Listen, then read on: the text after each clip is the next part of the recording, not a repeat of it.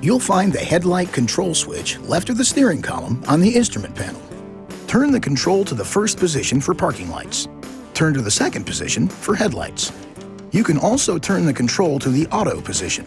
In this position, the headlights will turn on or off automatically based on the surrounding light levels. The dimmer control switch controls your instrument panel lights. With the parking lights or headlights on, or with the switch in the auto position, rotate the dimmer control for the interior lights to increase the brightness of the instrument panel lights. Rotate to the next position to brighten the odometer and radio controls when the parking lights or headlights are on. Rotate to the last position to turn on the interior lights. If your vehicle is equipped with a touchscreen, the dimming is programmable through the Uconnect system. To activate the front fog lights, turn on the parking lights, low-beam headlights, or put the switch in the auto position. Then, push in the headlight switch control. Push the headlight switch control a second time to turn the fog lights off. This video is not intended to take the place of your owner's manual.